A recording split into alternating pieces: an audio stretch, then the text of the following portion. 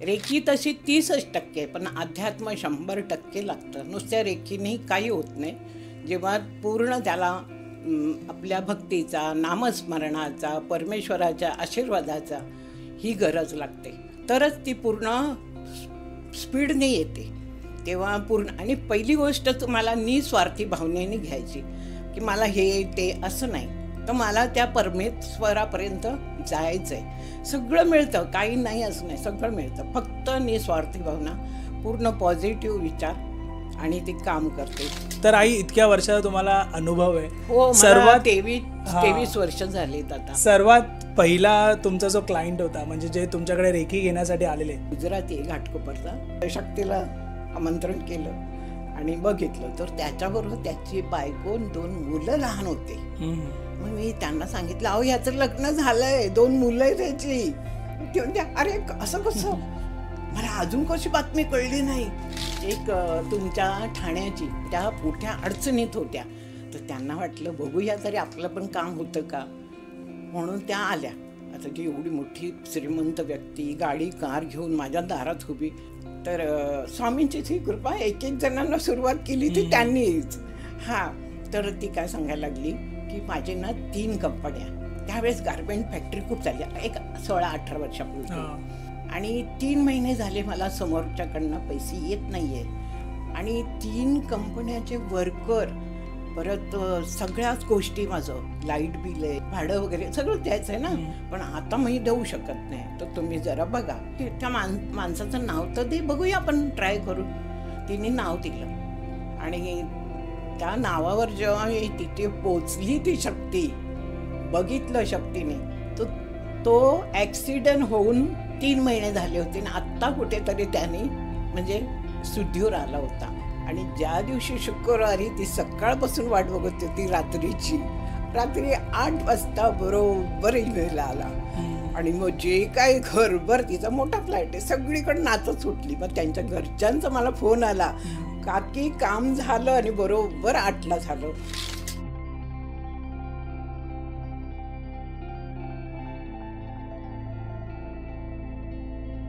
नमस्कार मित्रांनो, स्वागत आहे तुमचं अजून एका नवीन पॉडकास्टमध्ये. तर आज आपल्यासोबत आले आहेत परत आई. मागच्या व्हिडिओमध्ये इतका चांगला तुमचा प्रतिसाद मिळाला, इतक्या लोकांनी त्या व्हिडिओला लाईक केलंय, कॉमेंट्स केलेत, आणि भरपूर जणांना आईंचा व्हिडिओ हा परत एकदा हवा होता, म्हणून खूप आग्रह केल्यानंतर आई आल्यात. कारण की भरपूर लोकांचे काही ना काही इश्यूज होते, आणि मी ते कॉमेंट्स नाही तर मला जे पण कॉल्स येत होते ऐकूनच मला पण बरं नाही वाटायचं. त्यामुळे आईंना खूप आग्रह केला मी, आणि आता जाऊन आई आले. तर आजच्या व्हिडिओमध्ये आई अगोदर आपल्याला रेखीबद्दल माहिती सांगणार आहेत. नमस्कार आई. नमस्कार. तर आई, आपल्या व्हिडिओला, जो लास्ट व्हिडिओ आपण अपलोड केला होता, भरपूर जणांनी तिथे कॉमेंट्स केले होते, आणि भरपूर कॉमेंट्स मी तुम्हाला फॉरवर्ड पण केले होते, आणि तुम्ही स्वतः ते कॉमेंट्स चेक केले होते. हो, मी स्वामी भक्तांचे, सगळ्या स्वामी भक्तांचे खूप आभार मानते. मला वाचून खूप खूप अंतकरणाला ती गोष्ट भेटली. जरूर मी तुमच्या सेवेसाठीच आहे, एवढं लक्षात ठेवा, आणि स्वामींवर विश्वास ठेवा. मी काय फक्त सेवा माध्यम आहे, बाकी काही नाही माझ्याकडे. जे स्वामी सांगतील तेच मी स्वतः मनाने काय करत नाही आहे. आणि ज्या शक्तीने मला सांगितलं तर ती कामं मी आजपर्यंत करत आली आहे. मी प्रयत्न करेन ह्या व्हिडिओमध्ये प्रेक्षकांना ज्या पण गोष्टी हव्यात ऐकून घ्यायच्या त्या कव्हर करायला. आईंकडनं आपण त्या गोष्टी जाणून घेऊ, आणि आजचा जो टॉपिक असणार आहे तो पूर्णपणे रेखीवर असणार आहे. तर आई, तुम्ही इतक्या वर्षापासून रेखी करताय, तर मला हे जाणून घ्यायचं की कधी तुम्ही रेखी स्टार्ट केली आणि कुठून तुम्ही शिकले हे? माझी 20 वर्ष नामस्मरण आणि जे काय मी मेडिटेशन करायची, त्यामुळे माझ्या शरीरात हालचाल चालू झाली होती, हिलिंग. पण मला ते काय कळत नव्हतं, आणि ज्यांनी मला सांगितलं तू एकदा तरी त्यातनं रेकी करून घे, कुंडलिनी वगैरे, त्यातलं आपल्याला एवढं माहिती नव्हतं. मग मला माहिती नव्हतं की कुठं जायचं, कोण करतं रेकीचे, मास्टर कोण आहे.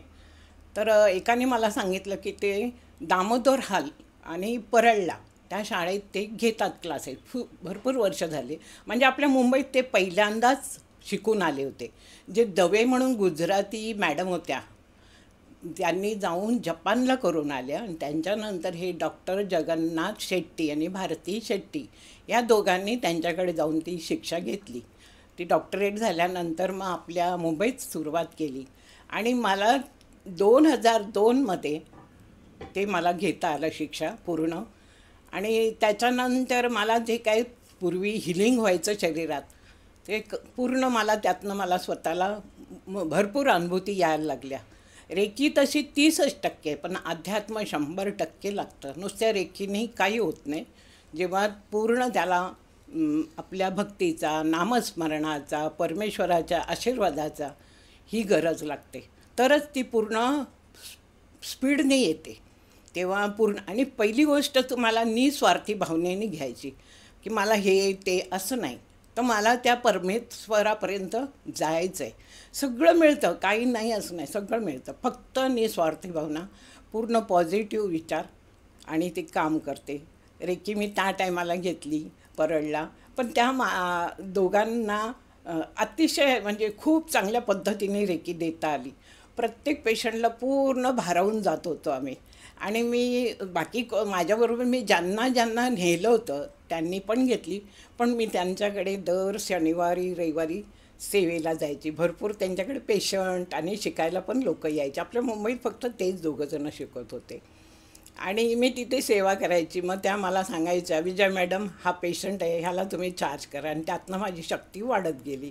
मला नामस्मरण आणि ते दोन्ही मिळून माझी भरपूर म्हणजे त्याच्यावर विश्वास झाला की ह्यांना पण आराम पडतो आहे. आणि पेशंटला करता करताच ते झोपून जायचे आणि उठल्यावर वाटायचे किती फ्रेश वाटतं.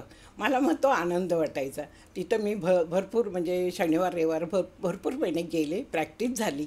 त्याच्यानंतर मग मी माझं पूर्ण 21 दिवस स्वतःवर करून घेतली, कारण त्याची प्रॅक्टिस असते 21 दिवसाची. ती प्रॅक्टिस करून घेतली आणि मग त्याच्यानंतर मी माझ्या घरातले पेशंट चालू केले.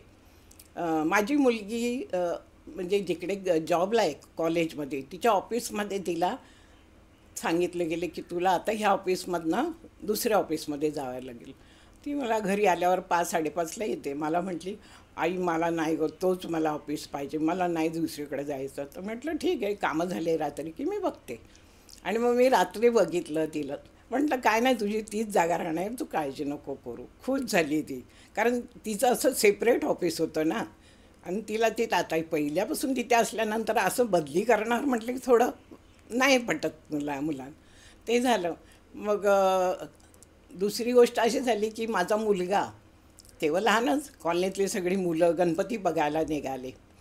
तर तो म्हटला मी पण जातो आई. मी म्हटलं जा, सांभाळून या. ठीक आहे म्हटलं. रात्री जेवला आणि ते सगळेच कॉलनीतली मुलं आणि तो त्यांच्याबरोबर निघाला. गणपती बघत बघत काहीतरी 3:30 वाजले असतील आणि त्यांना भूक लागली. पायीच ना मुलं, काही गाडी नाही, सायकल नाही, काही नाही, पायीच निघाले होते. थकल्यामुळे त्यांना भूक लागली. तर तिथे गणपतीनिमित्त गाड्या लागलेल्या होत्या. तर त्यांनी सगळ्यांनी मिळून इडली खाल्ली. वडे इडली काय काय खाण्यात आलं. जवळजवळ 4 वाजले होते पहाटेचे. बाकी कोणाला त्रास नाही आणि माझ्याच मुलाला त्रास झाला. पूर्ण त्याला पोटात इतकं दुखायला गेलं, ते वाकतच घेऊन आले मुलं. आंटी देखो निखिल को क्या हुआ, देखो क्या हुआ. मी दरवाजा उघडल्यावर बघितलं तर तो पूर्ण वाकला होता.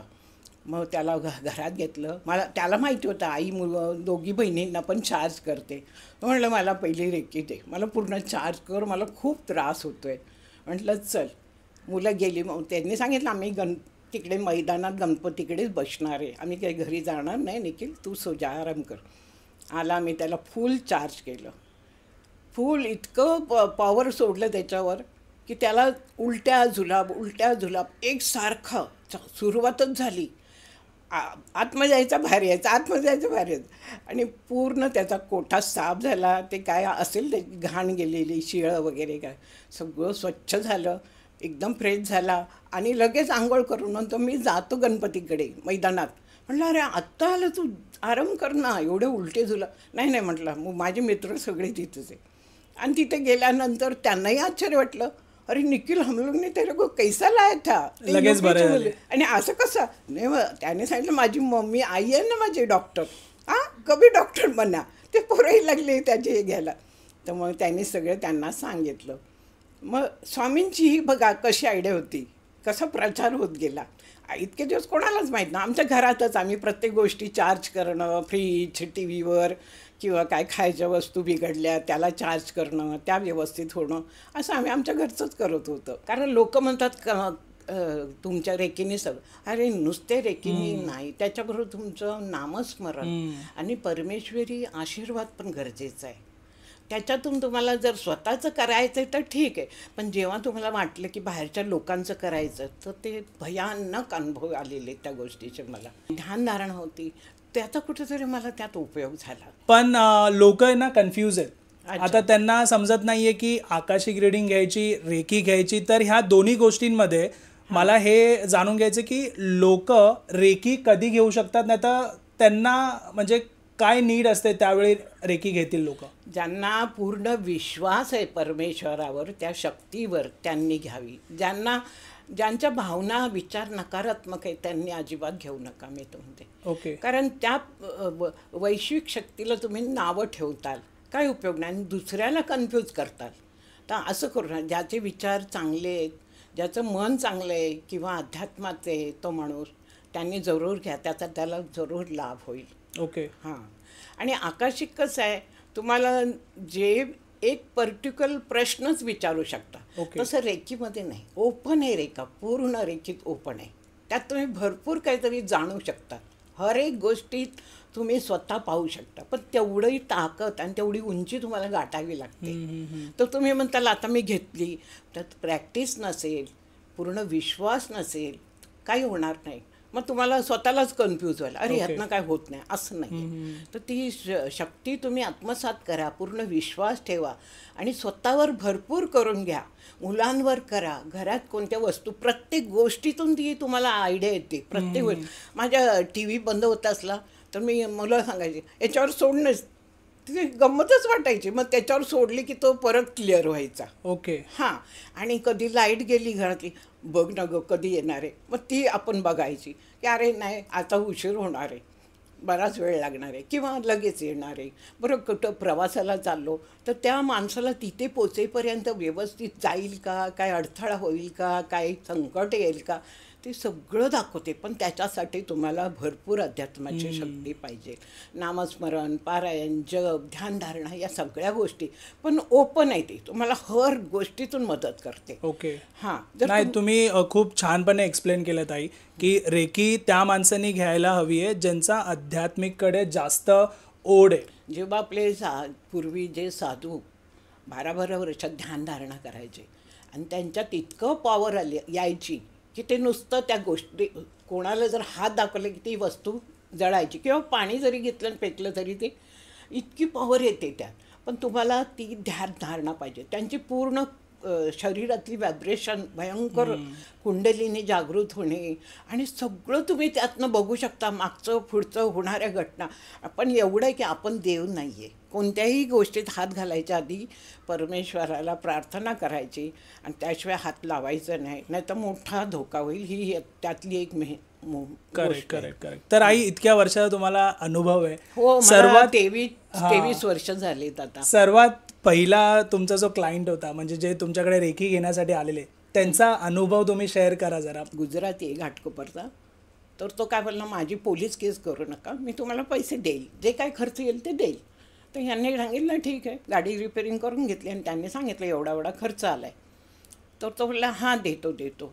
हे लोक फोन करायचे, रोज तो देतो करायचा. तर त्याला काय वाटलं, हा देणार नाही, गाडी रिपेअरिंग झाली, आता काय आपल्याकडे पुरावा नाही आहे, काय करणार, रोज तेच चाललेलं आहे, तो देतो करत. तर त्यांना माहिती होतं की आई, निखिलची आई बघते ह्या गोष्टी सगळ्या, बघूया तरी ट्राय करून. आणि एवढं काय सगळ्या त्या टायमाला आयडिया नव्हती मला, पण मी फक्त चार्ज करणं, ह्या गोष्टी करत होते. बघूया म्हटलं यात पण काय यश येतं. आणि दुपार काहीतरी रविवार होता आणि मी गहू निवडत होते, तेवढ्यात तो प्रेम आला. त्याच्यावर 4-5 जण मुलं आले, आंटी आम्हाला काम आहे. तर म्हटलं आता कसलं तुमचं काम आहे, देव म्हणजे माझ्या हातातले गहू निवडायला घ्यायला लागले. नाही आम्ही हे करतो, तुम्ही पहिला आमचं ऐका. म्हटलं बोल. तर त्याने सांगितलं की आज सकाळी ज्याने आमचं गाडीचं नुकसान केलं होतं, तो आम्हाला रात्री 9 वाजता विटीला, म्हणजे गेट ऑफ इंडियाचे तिथे जी बिल्डिंग आहे तिथे 10व्या माळ्यावर बोलवलं आहे आणि आम्हाला तिथे तो बोलतो पैसे देईल आज. तर जाऊ का एवढ्या रात्रीचं, तिथे तर आज रविवार आहे, कोण नाही, शुकशुकाट असेल, तुम्ही बघा तो आज देणार आहे बरं. आम्ही पण रखडलो इतके दिवस, हो हो करतो, आज त्याच्या तोंडात आलं, स्वतःहून फोन केला आहे, तर जायचं की नाही तेच बघा. म्हटलं ठीक आहे, बघू, यात पण आपण प्रयत्न करू. मी बघितलं आणि पूर्ण ताकदीने शक्ती सोडली आणि मी तिथे बघितलं की तो पैसे देतो आहे ना. तर मी म्हटलं तू जा, आणि पण एकटा जाऊ नको, रात्रीच्या वेळ तुम्ही दोघं जा. ह्या लोकांना विश्वास वाटतं ना, कारण तो माणूस रोज नाही करतो, आज कसं आणि एवढ्या रात्री एवढं विटीला जाऊन. म्हटलं जा, 4-5 जण गेले. ते गेले तर तो वाटच बघत होता. हे पोचल्याबरोबर त्याने पैसे जरा जास्तीच दिल्यानंतर खूप खुश झाले आणि रात्री घरी आले ते आमच्या दारात येऊन नाचायलाच लागले. आणि ती पैसा मिल गया. मला पण आश्चर्य वाटलं, म्हणजे इथे पण काम केलं शक्तीने, रेकीने. आणि मग त्यांनी माझ्या स्वामींच्या समोर एक ठेवून दिलं थोडी आणि मग गेले. तर असं मग ते पूर्ण कॉलनीतच बबल झालं. एक तुमच्या ठाण्याची शर्मिला म्हणून आहे, शर्मिला, तर त्यांना हे कानावर गोष्ट गेली. त्यांच्या म्हणजे त्यांचं येणं जाणं कॉलनीत होतं, त्यांच्या कानावर ही गोष्ट गेली आणि त्या मोठ्या अडचणीत होत्या. तर त्यांना वाटलं बघूया तरी आपलं पण काम होतं का, म्हणून त्या आल्या. आता ती एवढी मोठी श्रीमंत व्यक्ती गाडी कार घेऊन माझ्या दारात उभी आणि काकी आम्ही येऊ का आतमध्ये. तर मी म्हटलं बापरे, माझ्याकडे ह्यांचं काय काम आहे. हां या म्हटलं. आली, बसली, म्हटली मी बोलू का, मला जरा प्रॉब्लेम आहे. तर म्हटलं बोल, काय झालं. तर स्वामींचीच ही कृपा, एक जणांना सुरुवात केली ती त्यांनीच. हां, तर ती काय सांगायला लागली की माझे ना 3 कंपन्या, त्यावेळेस गारमेंट फॅक्टरी खूप चालली, एक 16-18 वर्षापूर्वी. तर माझ्या 3 कंपन्या आहेत आणि 3 महिने झाले मला समोरच्याकडनं पैसे येत नाही आहे. आणि 3 कंपन्याचे वर्कर, परत सगळ्याच गोष्टी, माझं लाईट बिल आहे, भाडं वगैरे सगळं द्यायचं आहे ना. तर मी कसं तरी मी घरातून देत होते आता 3 महिने एवढ्या लोकांना, पण आता मी देऊ शकत नाही, तर तुम्ही जरा बघा. तर म्हटलं कोण आहे. तर म्हणे हाँगकाँगला माझा सगळा माल जातो. तर म्हटलं ठीक आहे, त्या माणसाचं नाव तर दे, बघूया आपण ट्राय करू. तिने नाव दिलं आणि त्या नावावर जेव्हा तिथे पोचली ती शक्ती, बघितलं शक्तीने, तर तो ॲक्सिडेंट होऊन 3 महिने झाले होते आणि आत्ता कुठेतरी त्याने म्हणजे शुद्धीवर आला होता. अच्छा, ते दिसलं आणि तो त्याच्या भाषेत काहीतरी भावाला, त्याचा भाऊ जो बाजूला होता त्याला सांगत होता. तर मला काही ती भाषा कळली नाही, त्या शक्तीला पण कळली. मी डोळे उघडले तर ती बोलली की काय झालं. तर मी म्हटलं त्याचा ॲक्सिडेंट झाला आहे आणि तुला लवकरच कळेल. तर म्हटली कधी. तर ते लोक सांगत होते की शुक्रवारी रात्री 8 वाजता तुला ईमेल येणार आहे. ती म्हणते काय. हो म्हटली, त्याचा ॲक्सिडेंट झाला आहे आणि तो भावाला काही त्याची माहिती नाही. म्हटलं ठीक आहे. म्हटली ती माझ्याकडे काहीतरी सोमवार मंगळवारी आली होती आणि ज्या दिवशी शुक्रवारी ती सकाळपासून वाट बघत होती रात्री 8 वाजता बरोबर ईमेल आला. आणि मग जे काय घरभर, तिचा मोठा फ्लॅट आहे, सगळीकडे नाचत सुटली. मग त्यांच्या घरच्यांचा मला फोन आला, काकी काम झालं आणि बरोबर 8ला झालं. म्हटलं स्वामी कमाल आहे स्वामी तुमची. आणि ते त्यांचं काम झालं अशा प्रकारे. आणि त्याच्यानंतर मग मी म्हटलं आता काय हरकत नाही, आता पेशंट आले तरी आणि शक्ती जर आपल्याला एवढं सहयोग, स्वामींचा आशीर्वाद आहे तर करायला काय हरकत नाही. शेवटी ते बोलले होते ना की तू काळजीच करू नको, डर मत बच्चा, फिकीर मत कर, तेरी मनोकामना पुरी हो जाएगी. आणि कुठे सेवाभाव तर होताच माझ्या मनात. आणि मग ते काम झालं. मग तिने भरून दिलं.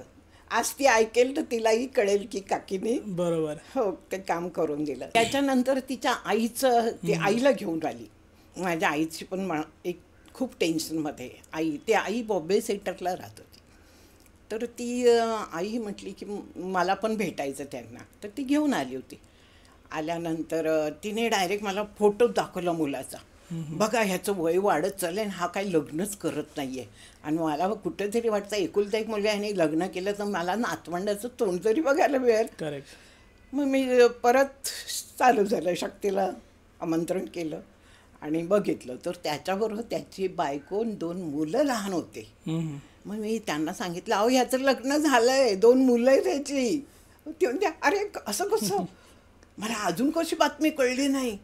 म्हटलं आता घरी गेल्यावर काय बोलू नका त्याला डायरेक्ट बोला, तुझं जी काय फॅमिली आम्हाला माहिती ती त्यांना घरी घेऊन ये.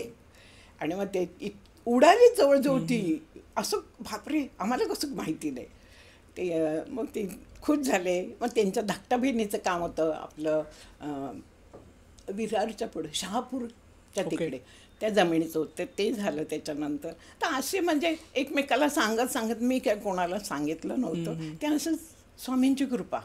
आणि त्यांनी मार्ग मोकळा केला आणि लोक यायला लागले आणि कामं होत गेली, समजत गेले लोकांना. हां, समजत गेलं, बबल होत गेलं सगळीकडे.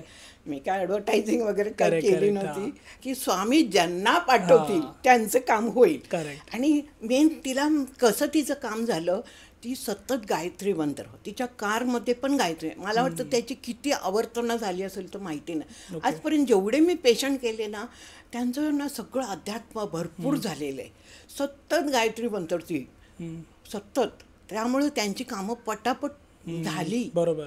तर असंही सगळे, आणि जेवढे मी आजपर्यंत पेशंट सगळ्यांच्या अध्यात्मावर विश्वास, तुमच्यापर्यंत पोहोचू शकले. हां, स्वामींनी आणूनच सोडलं ना त्यांना, आणि त्यांची कामं होत गेली. बरोबर. हो. आणि मला काय सांगितलं होतं आमच्या जगन्नाथ शेट्टीने, ज्यांच्याकडे मी रेकी घेतली होती मुंबईत, सगळ्यात प्रथम तेच होते, जवळजवळ किती वर्ष करत होते. त्यांनी जाऊन गुजरातला शिकून आले होते त्या मॅडमकडे, आणि गुजरातमध्ये ती एकच मॅडम करत होती. नंतर आता हे सगळं नंतर झालेलं आहे, पण त्यावेळेस तर त्यांनी काय सांगितलं, जेव्हा तू कोणालाही रेकी द्याल तर फ्रीमध्ये देऊ नका. डॉक्टर युसी जे जपानचे आहेत त्यांनी पण तो प्रयत्न केला होता फ्री द्यायचा, पण त्यांचं नुकसान झालेलं आहे. तर त्यांनी त्यावेळेस सांगितलं होतं की ज्यांनाही द्यायचं त्यांच्याकडनं थोडी तरी अमाऊंट घ्या, असं कोणाला फ्री देऊ नये. कारण माणूस असं असतो की त्यांना केअर नाही, तुम्ही किती मेहनत केली त्याची केअर नाही, तर त्याचा मोबदला थोडा तरी घ्यायचाच. त्यामुळं, आणि काय काय लोकांना माहिती आपलं काम झालं तर द्यायला काय हरकत आहे. तर मग तसे ते आपले जे काही देतील ती स्वामींची कृपा. बरोबर बरोबर. असं झालं. तर आई, आत्ता रिसेंटमध्ये काही अनुभव आहेत का? हो, मी माझ्या कॉलनीचे करते. ओके. मी क्षमा मागते तुमच्या सगळ्यांची की मी सांगितलं होतं, पण मी माझ्या कॉलनीत जे काय माझ्या उपयोगाला येतात, घरी येतात, मदतीला येतात, अगदी गणपतीसाठी पण 2-2 दिवस सेवेला येतात. काय घरचं काम असेल, निखिल बाहेरगावी गेली, कुठे गेला तर ती मदती करायला येतात. तर मग त्यांना नाही म्हणू शकत नाही, कारण आज मला त्या कॉलनीत 50 वर्ष होत आली. ओके. हां, तर त्यामुळं झालं काय, आत्ता मागच्या महिन्याचीच गोष्ट आहे, त्याच्या आधीची मी घटना सांगते. जेव्हा बांगलादेशमध्ये ना आपल्या लोकांवर अत्याचार होत होता, बरोबर, आणि मला खूप त्रास होत होता ते बघून, आतून अंतःकरण माझं रडत होतं. म्हटलं आमच्या हिंदू लोक इतके कमजोर झाले, बापरे. मला खूप ते बघून टेन्शन होतं. आणि मी सारखं विचारते काय संकल्प सोडू. आता माझी एवढी सेवा तर मी देशाला अर्पण करते सकाळ संध्याकाळची, आता काय संकल्प सोडू, सारखी म्हणते आता काय संकल्प सोडू. तर असं मी बोलत होते स्वामींच्या जवळच, समोरच मी पूजा करताना माझ्या डोक्यात तेच होतं. आणि अचानक त्या रात्री मला आवाज आला की वाहना सोड. म्हटलं वाहनाचा काय संबंध. मी निखिलला सांगितलं, अरे मला असा आवाज आला. त्याने काही दुर्लक्ष केलं. दुसऱ्या दिवशी परत तेच, वाहना सोड. अरे आज पण तेच. तर मुलगा म्हटला, अगं स्वामींचा आदेश असेल तू चपला घालू नको पायात. अरे म्हटलं निखिल, अरे रस्त्याला नाका तोंडातली घाण पडलेली असते रे, त्या पायाने मी घरात कशी आपण एवढं स्वच्छता ठेवतो. मला अजून म्हटलं लोकांना सुधारायला 1001 वर्ष तरी लागतील, इतक्या लवकर नाही हो, कारण आम्हाला ती सवयच नाही आहे. सगळीकडे आम्ही घाणच करतो. आम्ही आपल्या देशावर प्रेम करत असतो, आम्ही स्वच्छ ठेवलं असतं. तर मी त्याला बोलले, बघ म्हटलं तुला काय ते. आणि तिसऱ्या दिवशी रात्री मी झोपले. आणि माझं रुटीन कसं आहे, पूजा झाली की पिशवी, चहा नाश्ता घ्यायचा, पिशवी घ्यायची, पर्स घ्यायची आणि खाली भाजीला जायची. ते माझं रुटीन होतं. आणि तिसऱ्या दिवशी मला स्वप्नात मी पिशवी घेतली, पर्स घेतली आणि खाली जायचं म्हणून चप्पल घालायला गेले, तर माझ्या चपलेचे तुकडे करून ठेवले होते. आणि मी मग उठल्यावर म्हटलं निखिल आज चपलेचे तुकडे झाले होते.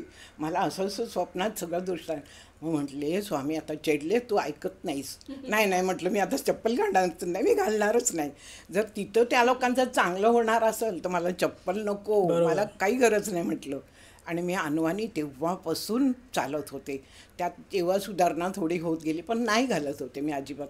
विटीला जाणं, वाशेला जाणं, सामान आणायला तर जावंच लागतं लांब. विदाऊट चप्पल जावं. विदाऊट चप्पल. सगळेजण बघायचे आंटी कितना चटका लग रहा है, चप्पल नाही. आता काय सांगू बाबा, तुमच्या रक्ताचं पाणी झालेलं आहे, तुम्हाला काही फरक नाही. मला यातना होतात त्या लोकांच्या बघून, खूप यातना होतात मला. सैनिकांबद्दल, ह्या लोकांबद्दल खूप दुःख होतं हे असं सगळं बघून. आपल्या लोकांवर जे अत्याचार होतात ते. आणि कुठे गेले की तेच होण्याचे. मी नुसते स्माईल करायचे, निघून जायचे. म्हणून काय ह्यांना सांगून उपयोग पण नाही ना कोणाला. आपल्याला जे करायचं ते केलं पाहिजे. तर ते चपला घालतच नव्हते. तर झालं काय, त्या मागच्या महिन्याची गोष्ट. आमच्या कॉलनीत हर्षण म्हणून तोच मदतीला येतो वगैरे. आणि लहानपणापासून आमच्या घरी येणं जाणं आहे. कॉलेजला पण नव्हता तेव्हा पण. आणि आता तो रेल्वे जॉबला आहे. मला वाटतं काहीतरी 4-5 वर्ष झालीत त्याला. आपण त्यांची वास्तूही करून दिली, आईनी त्यांच्या वास्तूही करून घेतली. आणि झालं काय, त्याच्यानंतर त्याला जयपूरला रेल्वेने परीक्षासाठी 3 महिन्यासाठी पाठवलं. तर परीक्षा म्हटल्यानंतर काहीतरी पुढचंच असेल ना, बरोबर म्हणून. तर तो जाऊन आला. येताना ही एवढी मिठाई. अरे हर्षल, आमच्या घरात कोण नाही खात रे. नाही आई, तुमच्यासाठी मी आणली जयपूरचे. अच्छा ठीक आहे म्हटलं, सगळ्यांना वाटून टाकूया. आणि कामावर रुजू झाला तो. तर तिथे डॉक्टरी तपासणी होती. मला माहीत नाही या गोष्टी, रेल्वेत तपासणी करतात. जेव्हा त्याला तपासलं तर त्याला सांगितलं तुझी एक किडनी खराब झाली आहे, ओके, ती काढायला लागेल. त्या टेस्टमध्ये माहिती पडलं. हां. आणि तो इतका टेन्शनमध्ये आला. आता एवढा लहान मुलगा, अजून लग्न, पुढचं आयुष्य, आणि किडनी आत्ता खराब. त्याला आश्चर्य वाटलं. तसं तुम्हाला काही होतच नाही आहे त्रास. म्हटलं असं कसं, माझी किडनी खराब झाली. घरी आल्यावर आईला सांगितलं. आणि तेवढा एकुलता एक मुलगा त्यांचा, म्हटल्यावर आईला जरा टेन्शन झालं. तर त्याने आईने सांगितलं त्याच्या, तो आईलाच विचार, आईला बघायला चेक करून घे. मला त्या आठवड्यात त्यांनी 3-4 वेळा फोन केला. तर मला काय जायला जमतच नव्हतं. मग शेवटी मुलगाही म्हटला जा ग, ते खूप टेन्शनमध्ये जा तू. मी माझं 6:30 ते 7:30 माझं ते सगळं चालू असतं. म्हणजे मंत्र जप हे ते सेवा अर्पण करणं असतं स्वामींना. ते झालं. मी जरा कुकर लावला, भाजी टाकली, पीठ मळलं आणि मुलाला सांगितलं मी जाऊन येते, त्याला बोलवलं. तो बिल्डिंगच्या खाली उभा. परत कोणाचा फोन आला. मला जरा वेळच झाला. मी खाली उतरते, बघितलं तर हा नाही आहे. मी गेले, मुलाने बघितलं आई गेली आहे तिकडं. हा परत निखिलला फोन कर, अरे आई कुठे आहे? कधीच आई गेली घरी तुझ्या, जा म्हटला. पहिला आला तो, ते फ्लॅटच्या बाहेर आहे ना, सगळीकडे शोधतोय. चपला तर आईच्या दिसत नाही. या लोकांनी मला फसवलं, खोटं बोललं. एक तर आठवडाभर मी फोन करतो, तो चपलाच शोधतोय बाहेर सगळीकडे. हां, आईची चप्पल कशी दिसत नाही आहे. आई आली म्हणतात. मग तो त्याच्या मम्मीला विचारणार म्हणून दरवाजा उघडला. ते मी समोर, आई तुम्ही आलात? म्हटलं अरे मी केव्हाची येऊन बसले.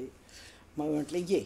मग त्याला थोडा वेळ रिलॅक्स झाला. त्याच्यानंतर त्याला मी चेक केला तर त्याची म्हटलं अरे किडनी थोडा प्रॉब्लेम आहे, म्हणजे इझिली निघून जाण्यासारखा आहे. किडनी काढायची गरज पडणार नाही तुला, काही काळजी करू नको.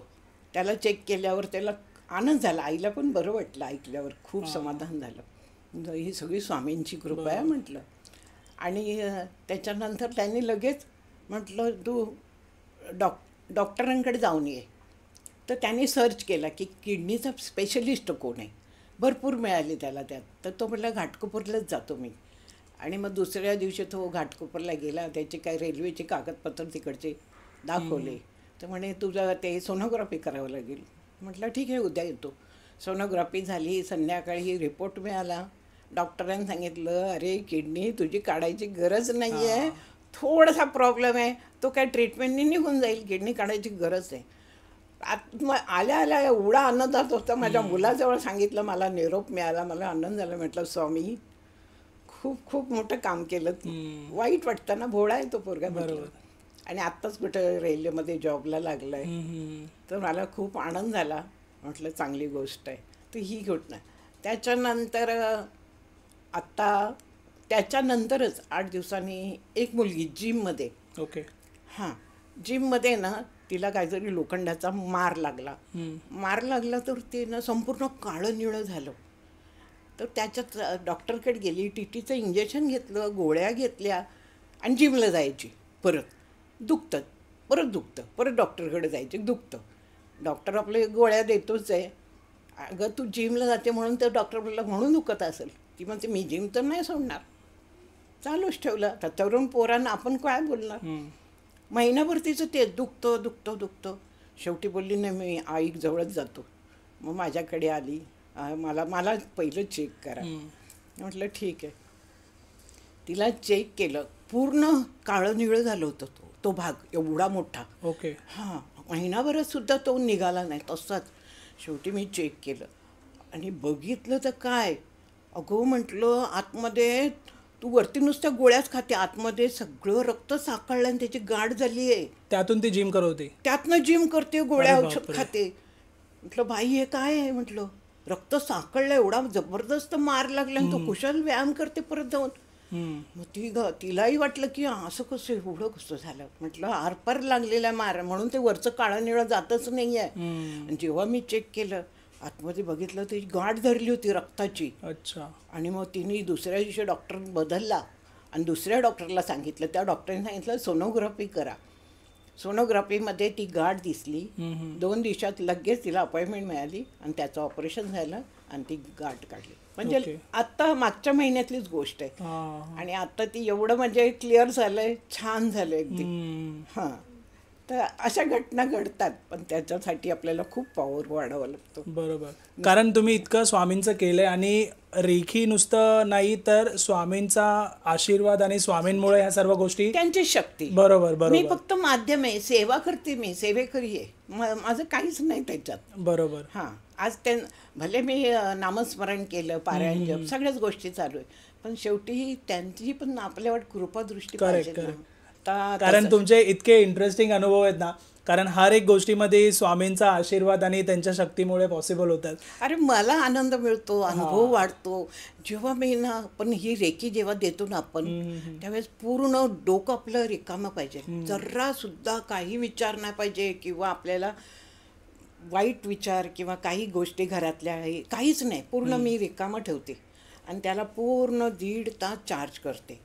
कारण त्याचे आपल्याला आजार येऊ शकतात किंवा आपले त्याला जाऊ शकतात.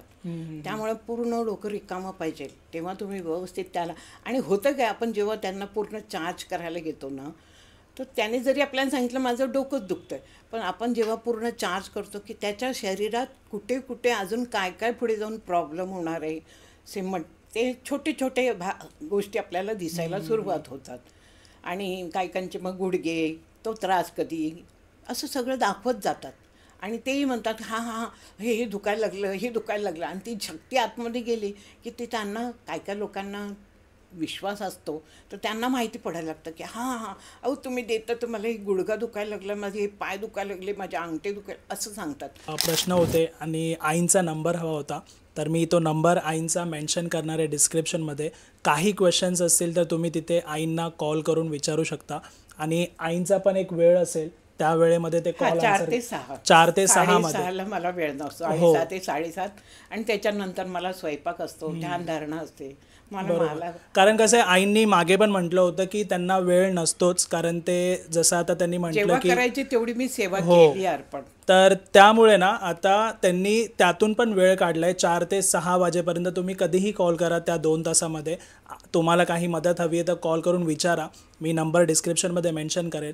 त्यासकट तुम्हाला पण काही एक्सपिरियन्स इथे येऊन शेअर करायचे असतील तर मी डिस्क्रिप्शनमध्ये माझाही नंबर मेन्शन केला आहे आणि माझा ईमेल ID पण आहे. इथे येऊन तुम्ही स्वामींचे नाही तर तुमच्यासोबत जे पण काही देवांचे चमत्कार होत आहेत तुम्ही येऊन शेअर करा लोकांपर्यंत. आपण त्या गोष्टी पोहोचवू म्हणजे आध्यात्मिकता आपण जास्तीत जास्त वाढवू शकू. कलियुगात अध्यात्माची वाढ खूप होते पटकन. या कलियुगात तुम्हाला जास्ती मेहनत करायची नाही. पूर्वी कसं त्या टायमाला लोकांना कठोर तपश्चर्या करायला लागत होती. आता नाही, पण पूर्ण विश्वासाने करा आणि घाई करू नका. एवढं करतं त्याचं मोजमाप नसतं. तुम्ही करत जा. वेळ आली की तुम्ही सगळं तुमचा त्रास निघून जाईल. स्वामींचा जरूर आशीर्वाद. आणि कोणाचंही करा, असं काही नाही, देवीचं करा, ज्यांना आवड आहे, इच्छाशक्ती आहे, ज्याच्यावर तुमचं अगदी अतूट प्रेम आहे त्या देवांवर, त्यांचं करा, चालेल. सगळी शक्ती एकच आहे, ती रूपं वेगळे वेगळ्या रूपातनं. आणि सगळ्यांचं जरी केलं तुम्ही तरी काय हरकत नाही. सेवा सगळ्यांना अर्पण करा. काय माहिती कुठून कोणत्या शक्तीतनं आपल्याला आशीर्वाद पटकन लवकर मिळेल आणि त्यातनं आपण बाहेर पडू, सांगू शकत नाही. तेव्हा आजादुजा करू नका, मी नाही ह्यांचंच करते, मी बाकी नाही, असं नाही. आपण कोण आहे, आपण कोण नाही आहे, तर ते सगळ्यांचे करा. चालेल. तर आई खूप खूप धन्यवाद, तुम्ही आलात इतक्या लांबून. आणि आमचा अजून एक पार्ट येणार आहे आईंसोबत, अजून एक व्हिडिओ आहे. ह्या चॅनलला सबस्क्राईब करून ठेवा, म्हणजे नेक्स्ट पार्ट जेव्हा आईंसोबत माझा अजून एक येणार त्यावेळी तो तुम्हाला नोटिफिकेशनने व्हिडिओ दिसेल आणि तुम्ही तो पण बघू शकाल. चॅनलला सबस्क्राईब करा. धन्यवाद.